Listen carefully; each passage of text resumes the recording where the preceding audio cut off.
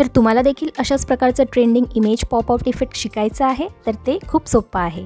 चला तर स्टार्ट करूया. सगळ्यात आधी आपल्याला बॅकग्राऊंड कलर निवडायचा आहे ब्लॅक, आणि त्यानंतर आपण फ्रेममधून निवडून घेणार आहोत स्क्वेअर फ्रेम, आणि त्याला आपण दोन्ही बाजूने थोडं वायडर करणार आहोत. असं ओढून घेऊ, व्यवस्थित ॲडजस्ट करू मध्ये, आणि त्यानंतर आपण इथे सर्च करणार आहोत ब्लॅक टेक्स्चर्ड बॅकग्राऊंड. ग्राफिक्समध्ये तुम्हाला वेगवेगळ्या प्रकारचे ब्लॅक आणि ग्रे कलरमधले टेक्स्चर मिळणार आहेत. तर त्यापैकी हा एक मी सिलेक्ट केला आहे आणि याला आपण इन्सर्ट करणार आहोत फ्रेममध्ये. त्यानंतर इथे सर्च करूया परत तीच फ्रेम, आणि त्या स्क्वेअर फ्रेमला आता काहीसा रेक्टँग्युलर शेप आपण देणार आहोत आणि त्याला मी इथे कॉर्नरला प्लेस करणार आहे.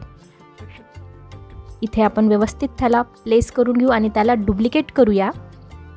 आता लेयर्समध्ये तुम्हाला बघा असं चित्र दिसणार आहे. त्यापैकी सेकंड जो हा फ्रेम आहे त्याला आपण सिलेक्ट करू, त्याचा कलर चेंज करूया येलो किंवा तुमच्या आवडीचा कुठलाही कलर.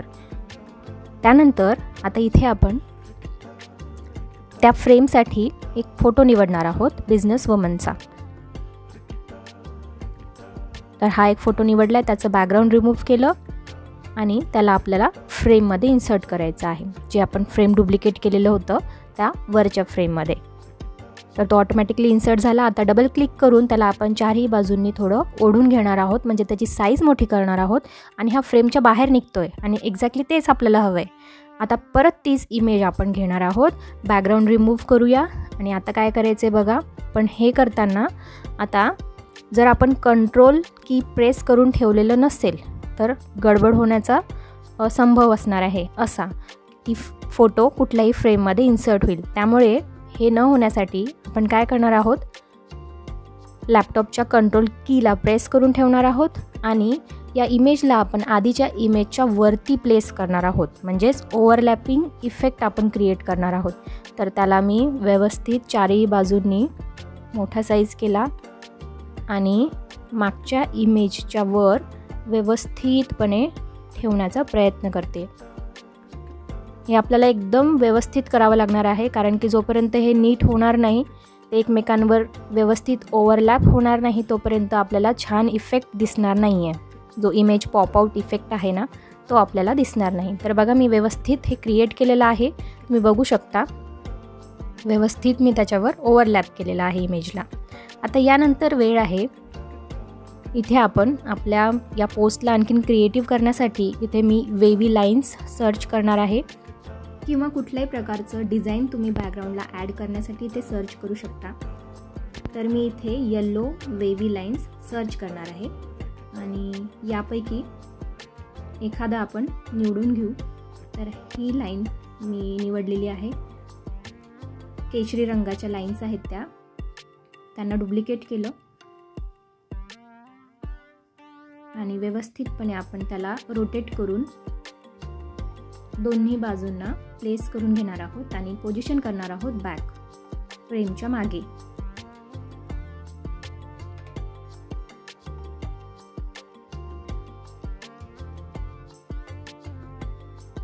आता वेळ आहे टेक्स्ट ॲड करण्याची. तर तुमच्या पोस्टसाठी त्याच्याशी रिलेटेड जे काही टेक्स्ट आहे तुम्ही इथे ॲड करू शकता. तर माझी ही पोस्ट ऑनलाईन बिझनेसशी रिलेटेड आहे.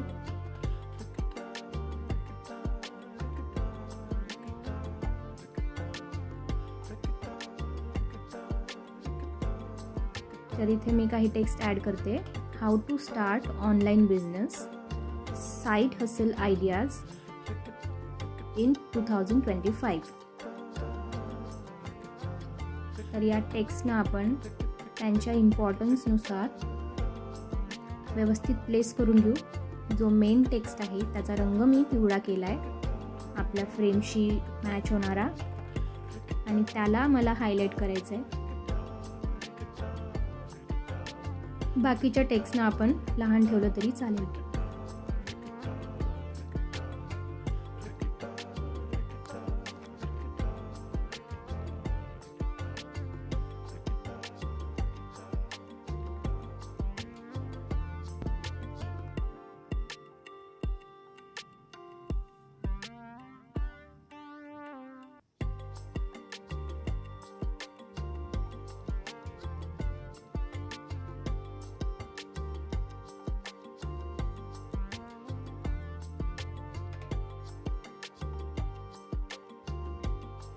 आता आणखीन एक टेक्स्ट इथे ॲड करायचं राहिलेलं आहे, फ्री मास्टर क्लास.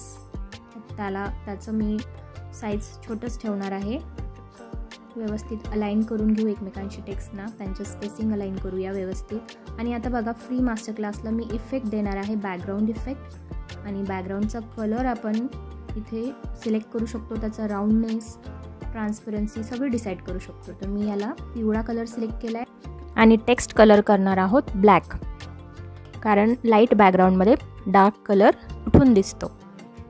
आता ऑलमोस्ट ही पोस्ट रेडी होत आलेली आहे. फक्त 1-2 चेंजेस करायचे आहेत, आपल्याला ॲडिशन करायचे आहेत. आपल्याला फॉन्ट स्टाईल निवडायचा आहे आपल्या टेक्स्टचा. तर इथे बघा, फॉन्ट्समध्ये आपण घेणार आहोत पॉपिन्स. सगळ्या टेक्स्टसाठी मी हाच घेणार आहे, कारण की हाच मोस्ट यूज्ड आणि खूप सोयीचा आणि सिम्पल लुक देणारा पण तितकाच इफेक्टिव्ह वाटणारा फॉन्ट मला वाटतो. आता इथे आपण ग्रेडियंट बटन सर्च करणार आहोत. हा एक एलिमेंट आपल्याला ॲड करायचा आहे.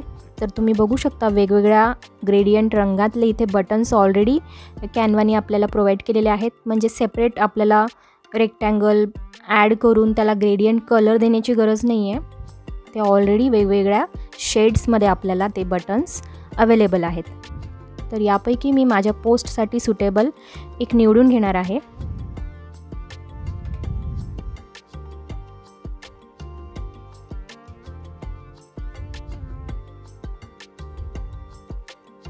तर हा मला परफेक्ट वाटतोय माझ्या पोस्टसाठी. कलर कॉम्बिनेशन पण खूप सुंदर आहे. याला आपण व्यवस्थित प्लेस करून घेऊ.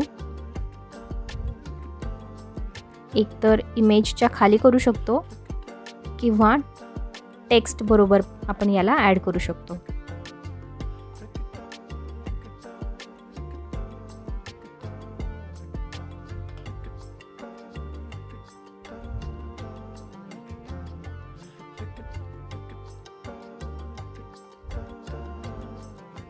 तर यामध्ये मी लिहिणार आहे,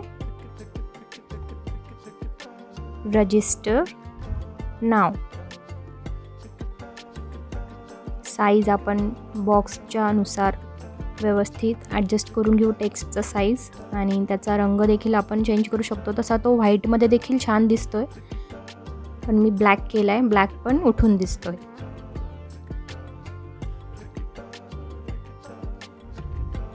तर आपली ही पोस्ट रेडी झालेली आहे. तर आय होप तुम्हाला ही आजची क्रिएटिव्ह डिझाईन आवडलेली असेल आणि तुम्ही देखील इमेज पॉपआउट इफेक्टचा यूज नक्की करून बघा. आणि अशाच प्रकारच्या क्रिएटिव्ह व्हिडिओजसाठी माझ्या चॅनलला नक्की सबस्क्राईब करा. Thanks for watching.